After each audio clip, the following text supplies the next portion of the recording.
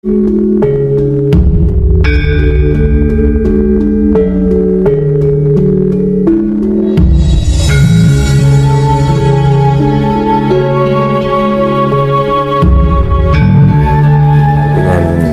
mas, penyatuan dengan alam. Ada nggak treatment khusus yang harus kita lakukan setiap hari sebagai bukti penyelarasan atau penyatuan dengan alam? Apa yang harus kita lakukan? Yaitu kita mempelajari hal yang sepele yang nggak kita sadari itu tadi. Contohnya kita minum aja ya, kita minum kita sadari, kita mandi kita sadari bahwa kita diguyur oleh air, itu akan menambah energi itu sebenarnya, ya kan? Kita makan kita ingat makan, terus itu ibaratnya topong rame, ya kan? Di dalam kehidupan sehari-hari dulu, yang realita dulu aja, harus bisa merasakan bersyukur. Itu bagian dari perjalanan spiritualitas. Kenapa dibilang spiritualitas? Suatu sikap atau langkah untuk memahami segala perilaku kita sehari-hari, itu namanya spiritualitas. Membangun diri untuk menjadi pribadi yang lebih sadar, ya kan? Kita melakukan misalkan ini, kita bekerja dan kita sambil memahami segala apa yang kita lakukan. Nah, itu bagian dari spiritualitas. Tidak hanya di saat hening aja. Makanya kan spiritualitas kan ada dua, topong rame karo topong mening. Topong rame ya kita hidup di keseharian itu, dengan keluarga, dengan teman, dengan pekerjaan, kan macam-macam ya. Kalau topong mening ya kita perenungan, relaksasi, menemukan tingkat kedamaian. Kedamaian jangan dicari tapi ditemukan. Beda loh, ditemukan dengan dicari beda loh. Misalnya jodoh ini, jodoh dicari, yang namanya cari itu pasti tumbuhnya dari karsa. Tapi kalau dipertemukan karena suatu energi yang saling menyatu, ada tarik unsur tarik menarik. Beda lah ya. Nah itu kedamaian tidak untuk dicari tapi dipertemukan. Nah, bagaimana cara mempertemukan kedamaian itu? Kita harus mempunyai dasar kasih. Ya, itu kedamaian. Dasarnya ning kasih. Dan ibaratnya kartun termaning urip dumunung ana ning kata termaning ati. Kalau kita nggak bisa menenteramkan di dalam hati kita sendiri, ya mana bisa kita menemukan kedamaian? Hal sepele ya. Kadang kita terlalu was-was. Nah, makanya kalau kita sudah mencapai tingkat kesempurnaan level spiritual yang level tinggi, itu orangnya ya kalem, santai, pikirannya lebih universal, pola pikirnya lebih fleksibel, ya kan? Ya. Orang kemurungsungan dalam arti tidak khawatiran gitu loh, membawaannya tenang apapun yang terjadi, selalu melangkah itu selalu dipikirkan terlebih dahulu, mau ngomong itu loh diberikan dulu.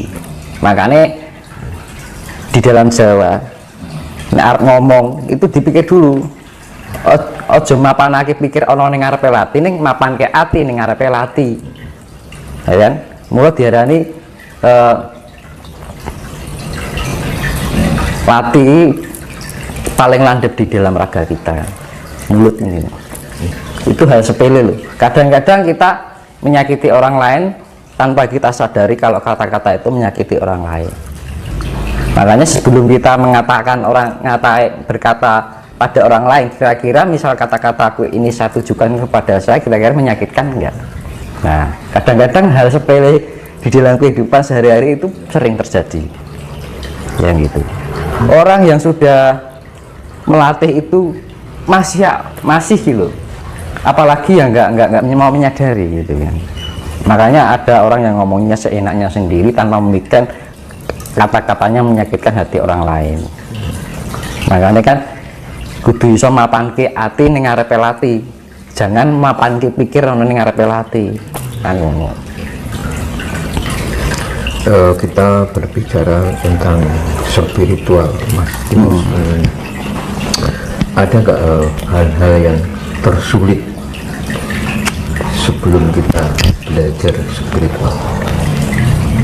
Ya, spirit itu biasanya ya, semakin kita mengarah kebaikan, itu ujiannya semakin banyak. Contohnya Mas? Ya, kita mendapat terpakan masalah keluarga, ya, masalah cinta, masalah apapun dalam kehidupan di dunia. Nah, itu untuk melatih tingkat kesabaran kita, ketenangan diri kita. Makanya kan hidup itu yang namanya perasaan senang, sedih, bahagia, gembira, ya kan, itu kan selalu berulang-ulang terus, ya kan.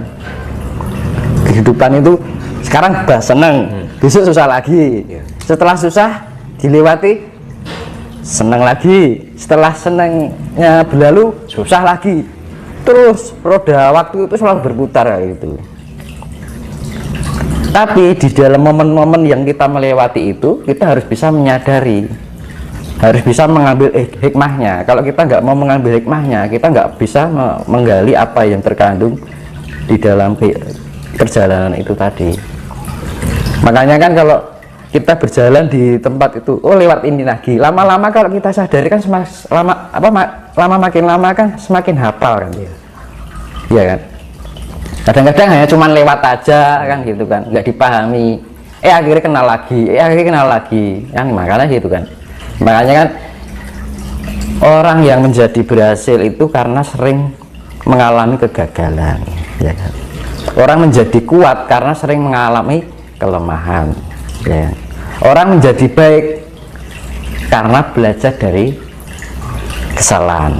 Kita memahami kesalahan kita. Tanpa kita bisa memahami kekurangan kita, yang nggak mungkin kita akan bisa menjadi lebih baik lagi, gitu. Kita ibaratnya mau senang harus berlatih dari kesedihan dulu, penderitaan, ya kan? Dari penderitaan ini kita pahami, setiap kita ambil hikmahnya. Jadi misalkan lewat itu lagi, kita penangannya lebih lain, lebih tenang dari sebelumnya gitu loh, ya kan. Kadang-kadang kan orang hidup tuh dari muda sampai tua gitu terus, nggak ada perubahan.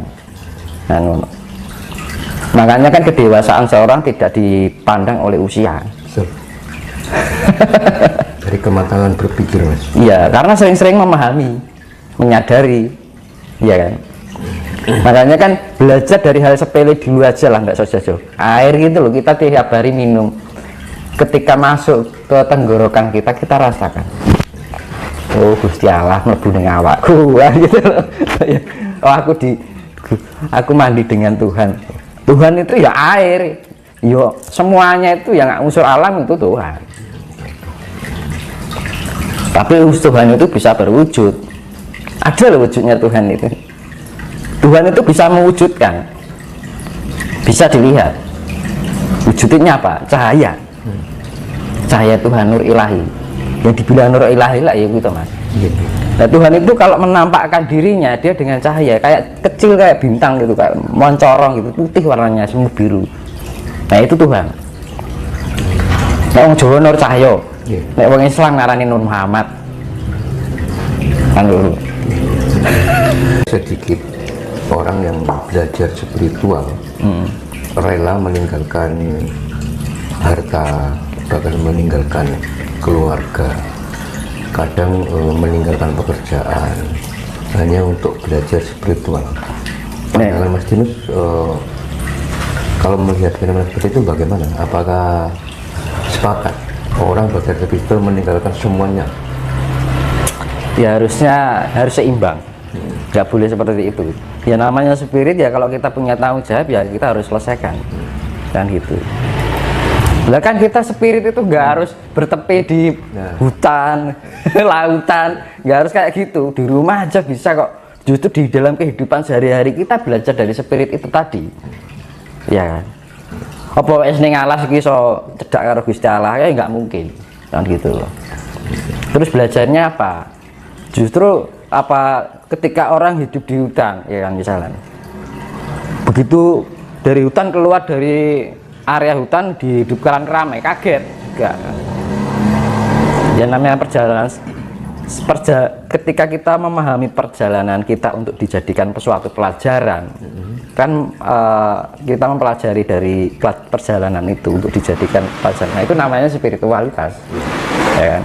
Makanya kan hidup itu adalah perjalanan, bagaikan perjalanan itu adalah pelajaran, dan pelajaran itu butuh waktu yang namanya proses, ya kan itu. Dan proses itu butuh kita analisa. Nah, kalau kita sudah menganalisa, kita akan menemukan hasilnya. Makanya saya pernah bilang, hidup itu ada 3 pertanyaan: apa, bagaimana, untuk apa, ya kan? Kenapa kita bertanya apa? Karena kita tidak tahu. Setelah tahu bagaimana, ya bagaimana nanti tinggal penemuan kita. Kalau kita sudah tahu bagaimana, untuk apa, ya kan? Kalau sudah kita bisa menjawab untuk apa, kalau orang Jawa bilang, oh iya, ya kan, sepele ya. Itu sebenarnya itu gini,